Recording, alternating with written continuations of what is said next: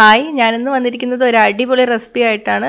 നമുക്കിന്ന് ചെമ്മീൻ തോരൻ വയ്ക്കുന്നത് എങ്ങനെയാണെന്ന് നോക്കാം. ഇത് നമുക്ക് പെട്ടെന്ന് തന്നെ തയ്യാറാക്കി എടുക്കാനും പറ്റും.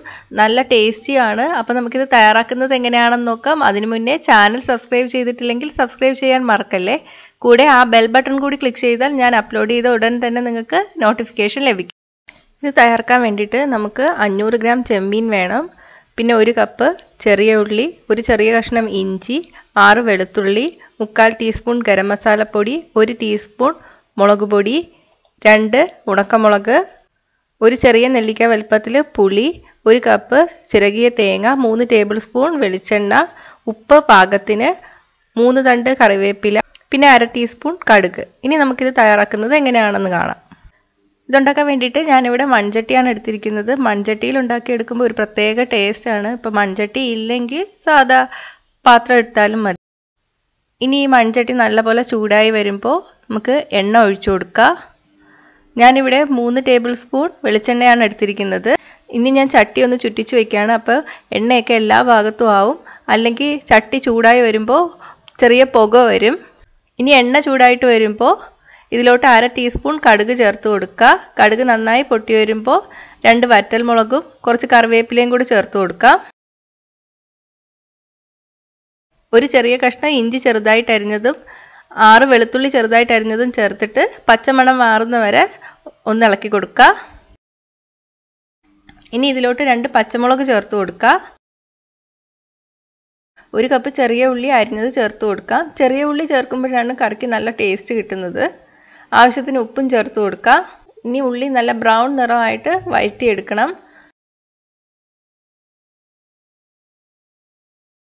ഉള്ളി നല്ലപോലെ വഴറ്റിയെടുത്തിട്ടുണ്ട്. ഇനി ഇതിലോട്ട് നമുക്ക് പൊടികൾ ചേർത്ത് കൊടുക്കാം. 1/2 ടീസ്പൂൺ മഞ്ഞൾപ്പൊടി, 1 ടീസ്പൂൺ മുളക് പൊടി, 1/2 ടീസ്പൂൺ കുരുമുളക് പൊടിയും കൂടി ചേർത്തിട്ട് പച്ചമണം മാറുന്നവരെ നമുക്ക് വഴറ്റിയെടുക്കാം.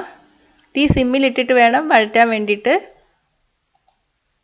ഇനി ഇതിലോട്ട് 1 കപ്പ് തേങ്ങ ചേർത്ത് കൊടുക്കാം. തേങ്ങ ഒന്ന് മിക്സിയിലിട്ടിട്ട് ഒരു 2 പ്രാവശ്യം ഒന്ന് കറക്കി എടുത്തിട്ടുണ്ട്. നല്ലപോലെ അരച്ചെടുക്കണ്ട. വെള്ളമൊന്നും ചേർത്തിട്ടില്ല. സാധാരണ നമ്മൾ തോരന് ചെയ്യുന്ന പോലെ.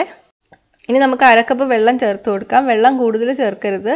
നമുക്ക് ചെമ്മീൻ വേവാൻ ആവശ്യത്തിനുള്ള വെള്ളം മാത്രം മതി. നമ്മളിത് വറ്റിച്ചാണ് എടുക്കുന്നത്. അല്ലെങ്കിൽ കൂടുതൽ ടൈം വേണ്ടി വരും. ആവശ്യത്തിന് ഉപ്പ് ചേർത്ത് കൊടുക്കുക.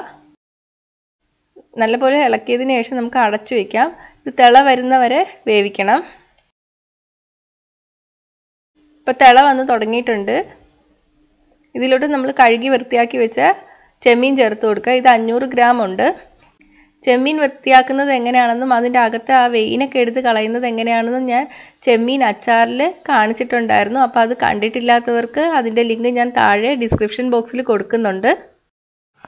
ഒരു ചെറിയ നെല്ലിക്ക വലുപ്പത്തിൽ പുളി പിഴിഞ്ഞൊഴിക്കുക. കുടംപുളി ഇട്ടാലും കുഴപ്പമൊന്നുമില്ല. ഇനി ഇത് നമുക്ക് അടച്ചു വെച്ച് വേവിക്കാം. വെള്ളം വറ്റുന്നവരെ വേവിക്കണം. ഇപ്പോൾ 10 മിനിറ്റ് ആയിട്ടുണ്ട്. ഇതിലോട്ട് 3/4 ടീസ്പൂൺ ഗരം മസാലപ്പൊടിയും കുറച്ച് കറിവേപ്പിലയും കൂടി ചേർത്ത് കൊടുക്കാം.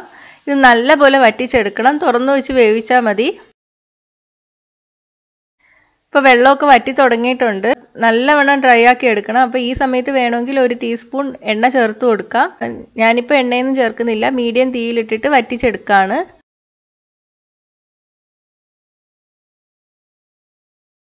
അപ്പോൾ നമ്മുടെ ചെമ്മീൻ തോരൻ റെഡി ആയിട്ടുണ്ട്. ഇനി ഇത് നമുക്ക് സർവിങ് ഡിഷിലോട്ട് മാറ്റാം.